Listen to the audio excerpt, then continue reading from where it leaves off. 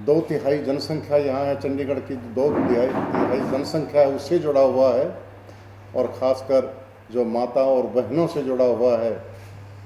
और वो मुद्दा है हाउसिंग बोर्ड द्वारा पिछले तकरीबन 5 रोज़ से जो एक तरह का डिमोलिशन के नाम से लोगों में भय और लोगों को त्रस्त किया जा रहा है,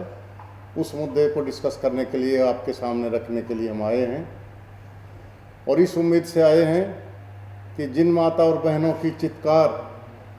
हमने फील्ड में जाकर सुनी, जिन्हें मकानों से खींच के बाहर निकाला गया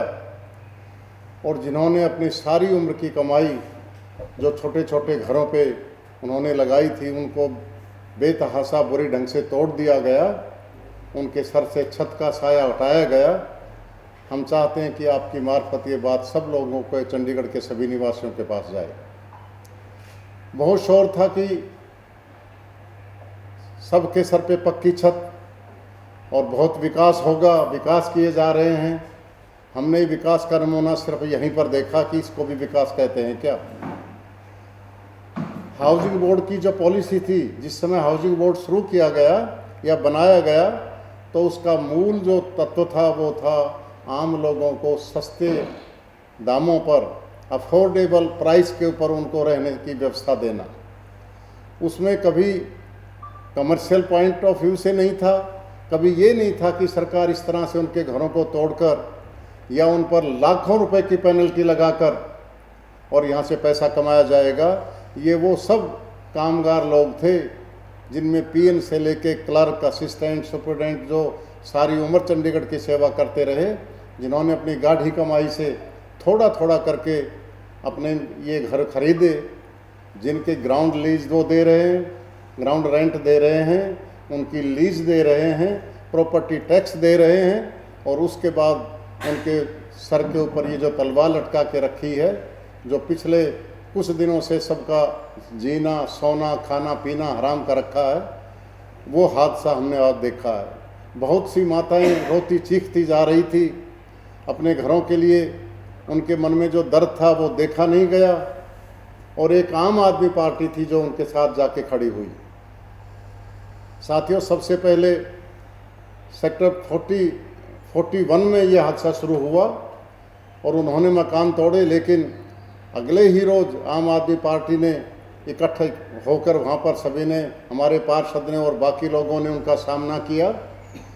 और किसी भी तरह से अगले दिन की जो डिमोलिशन कार्रवाई थी, घरों को तोड़ना था, वो रोका गया। इसके लिए बार बार आश्वासन दिए गए कि कोई घर नहीं तोड़े जाएंगे, सब ठीक होगा। तो इससे पहले भी हमने ऑफिसर से मुलाकात की थी, तब भी ये वायदा दिया गया था। हाउस में भी, एमसी हाउस में भी गवर्नर साहब ने वायदा किया था कि कोई किसी का नुकसान नहीं होगा, कोई घर नहीं तोड़े जाएंगे। लेकिन अगले ही रोज़ सेक्टर 45 में जा पहुँचे, 45D में यही हुआ, 45A में यही हुआ, और हालात यही हुए कि सिवा आम आदमी पार्टी, उसके जो पार्षद रोज़ाना वहाँ जाके लोगों के साथ खड़े रहे, उनके घरों को बचाने की कोशिश की, और उसके बदले में उन्होंने पुलिस को खड़ा करके, बल का प्रयोग करके उनको घसीट कर गाड़ियों में भर के अरेस्ट किया गया, थानों में रखा गया, और 3 दिन तक हमारे जो पार्षद थे वो वहाँ उन लोगों के बीच, उनके बीच जाकर उनकी आवाज़ें उठाते रहे। कल आपने देखा था कि हाउस में भी ये आम आदमी पार्टी के पार्षद थे जिन्होंने ये कहा कि हाउस की बजाय लोगों के जो घर टूट रहे हैं वो विषय ज़्यादा ज़रूरी है, हम हाउस को छोड़ रहे हैं और हम वहाँ पे जा रहे हैं जहाँ पे लोगों के घर तोड़े जा रहे हैं। ये एक बहुत अन्यायपूर्ण और हम कहें कि कायरता का एक काम है। लोगों के साथ अच्छा व्यवहार होना चाहिए। ये प्रजातंत्र का भी एक बहुत बड़ा, हम कहेंगे कि मानवीय अपराध है, और हम चाहेंगे कि आप सब लोग इस बात को आम जनता तक लेके जाएं। और ये जो मुखौटा बीजेपी का है, जो बीजेपी ये कहती है कि हम तो जनता के साथ हैं, उनसे पूछा जाए कि तुम 3 दिन कहाँ पे थे,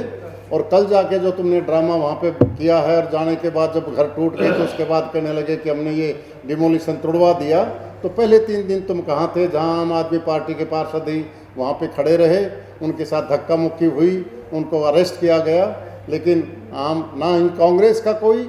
पार्षद और ना ही बीजेपी का कोई पार्षद वहाँ जो लोगों के बीच में गया।